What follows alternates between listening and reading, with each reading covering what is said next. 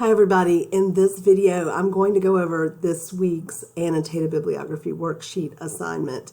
Think of this as a preliminary assignment, a pre-assignment so to speak. Next week we'll start working on an annotated bibliography, which will be a major assignment, and this is more of a general assignment, and it's my way of sort of getting you to practice, and hopefully I'll be able to give you feedback before you do your actual annotated bibliography. So that's my goal, is to give you some guidance along the way. You're only having to do three sources with this. So when you are doing your research this week, as you're sort of rounding out your topic, you can reuse some of these sources in your annotated bibliography. That will be fine with me as long as they're scholarly. I do allow a little bit of Google in this worksheet. I don't want to see all Google searches. Maybe just one would be okay, and it needs to be from a reputable source. It needs to be from something that is respected in that field, and not just any old .com. Especially if they're trying to sell something. I know in the past I've had students who might go to a doctor's office site, and they're basically trying to get new clients or patients, and so most of the things are geared towards getting patients to sign up for care, and that's not really what we're looking for. But places like Harvard and Yale and professional sites for different professions, they have some great websites on Google, and I think it would be fine if you use some of that. I also want to let you know that for the annotated bibliography coming up, I do allow a couple of things that you may not find always, that you'd be able to use these, but I like for you to explore your topic, and I like for you to explore it in a couple of different ways. So if you want to look at a TED Talk, that's fine with me. I know they have a really good vetting process where they have the speakers try out, and they have to be respected in their field, and they have to be very experienced. So most TED Talks are really great. Be careful with bias.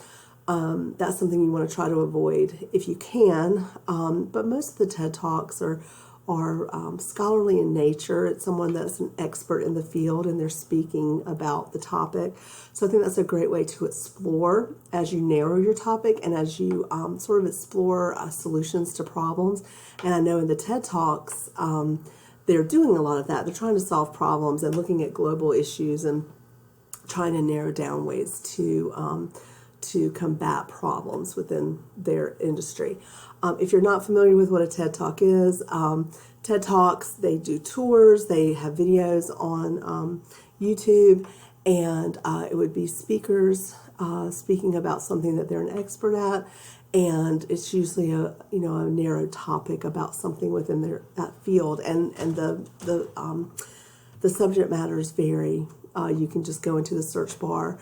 I think the easiest way to find a TED Talk is probably to go to YouTube and just type in TED Talk on, and then whatever topic you're exploring. So if you want to go into nursing, maybe go and type in TED Talk on nursing, TED Talk on problems in nursing, something like that, and you'll get some feedback on that. You can also do a Google search for TED Talk. Sometimes it takes you back to YouTube, but the TED Talk also, it has its own website, so you can go to the website for that as well. So that's one thing. I got a few emails about the interview project. In the regular semester, when we have at least 10 weeks or the full 16 weeks, a lot of us do the interview project, and I love that thing. I think it's great, and it's a great way to talk to an expert within the field that you're researching. But a couple of things have happened. One is we are sort of still in a lockdown kind of quarantine phase. Those of us who live in North Carolina, we have gone to phase 2, but we still have restrictions on a lot of places are restricted with work, who can come in and out of the workplace. And so I felt like the interview as an assignment would be challenging to a lot of students, so I took it out. Also in the summer, it's kind of hard sometimes. There are a lot of people on vacations, and Those of you that are taking the class maybe not in your normal environment, maybe you're on vacation and taking the class online, or maybe you're living somewhere different for a short period of time during the class. So I just felt like the interview project was not something that would be fair to assign to you.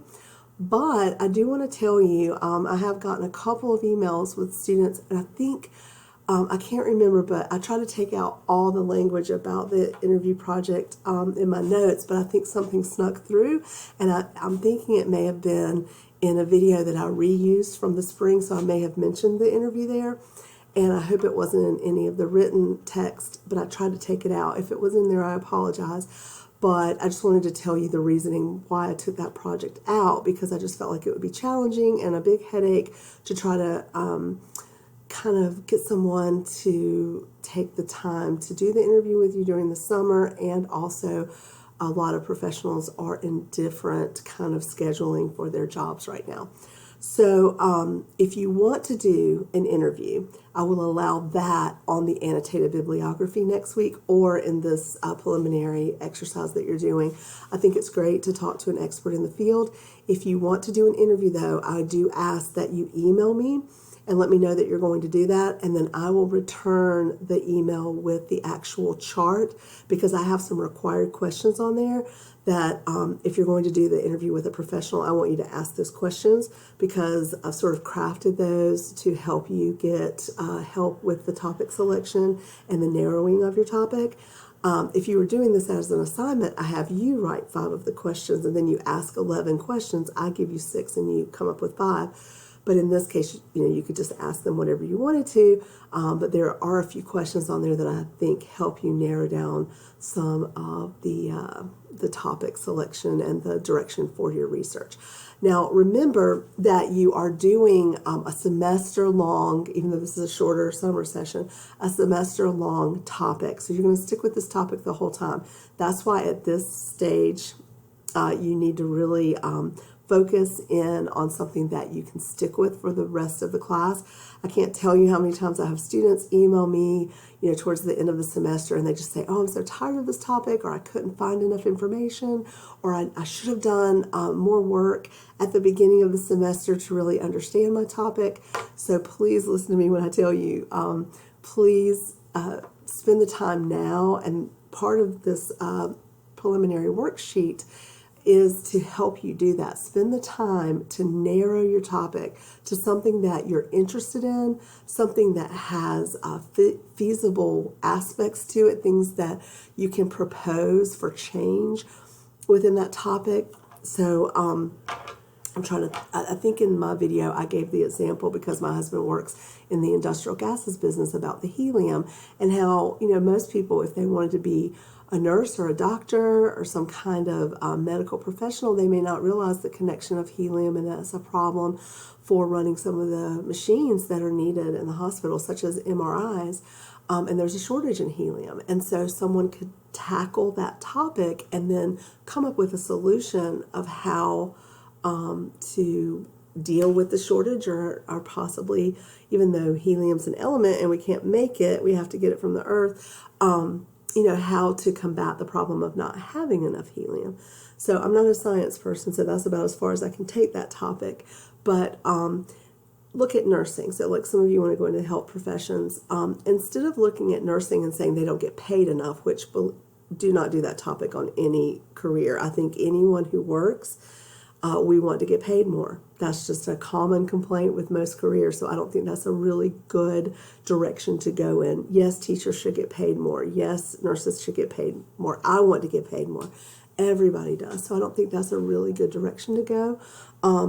Also, stress. If you're going to do something with stress in a career, I think it's okay, but I really want you to do the research now to figure out, what are people doing about that? So it's not enough to just say a nurse is stressed and stress needs to be taken away, because I can tell you, I'm stressed in my job. I know my husband's stressed in his job, and my daughter, who's now a professional because she's finished her graduate school, she's stressed in her job. Any job you have that's a career, or even if you work in a kind of beginning career or a part-time job, you're stressed at work. But what you want to do is look at that industry, and you want to think about, why are they stressed, and what is being done maybe in pockets of that industry to combat that. So, for instance, I had a student years ago research nursing and how nurses are very stressed and how the retention rate of keeping nurses in that field is a problem. They can't, nurses don't often retire in that profession. They start off very strong and then they get burnt out and then they look for another avenue for their profession.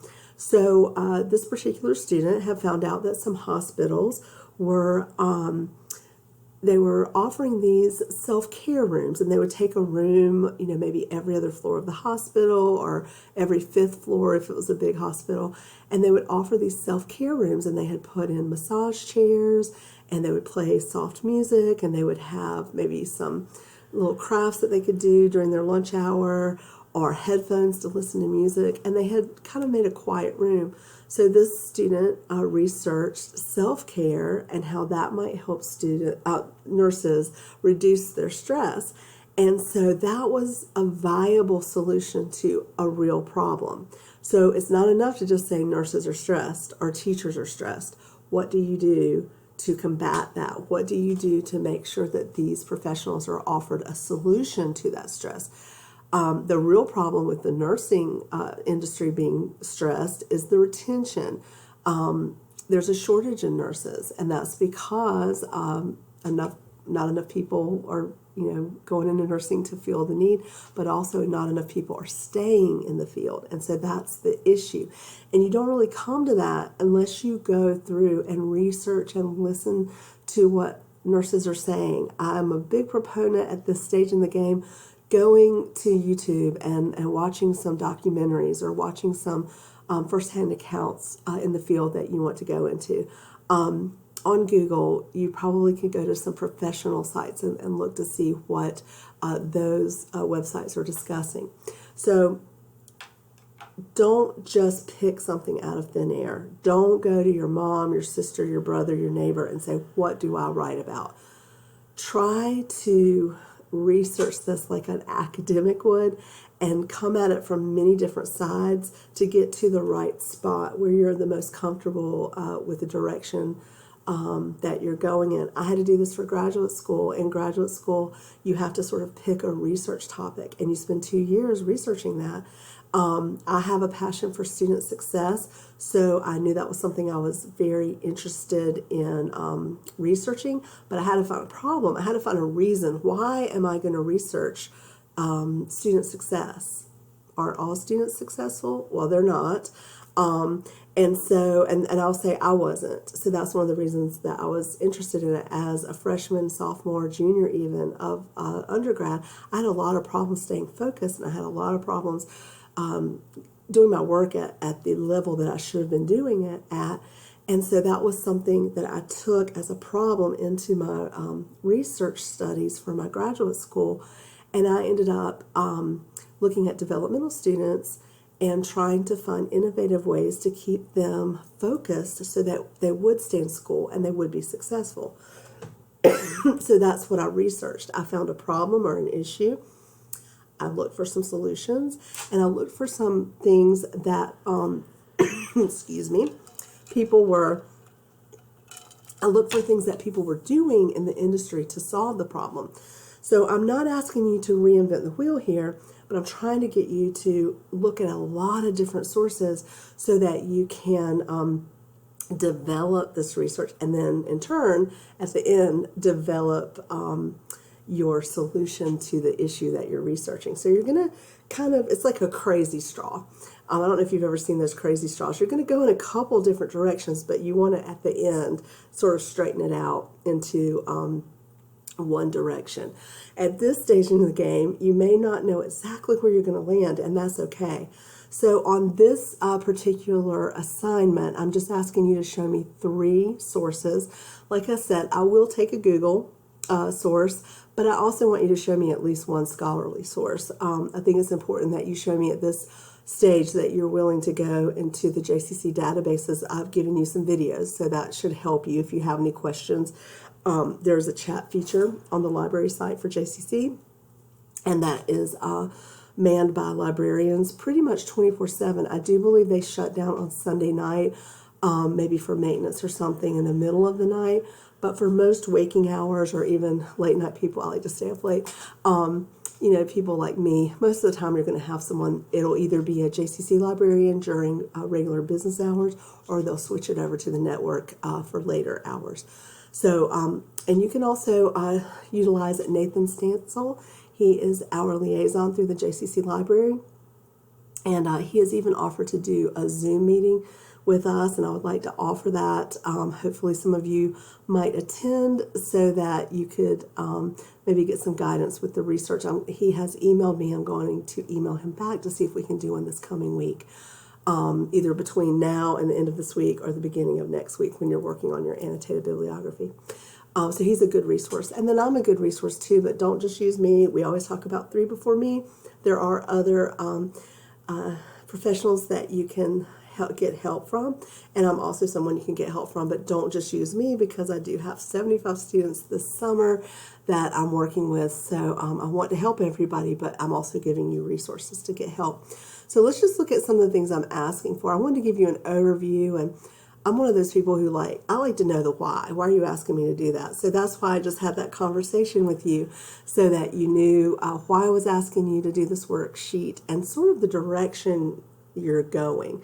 If you do decide to do the interview, though, you can either use it on this worksheet or on the annotated bibliography that we'll work on starting next week.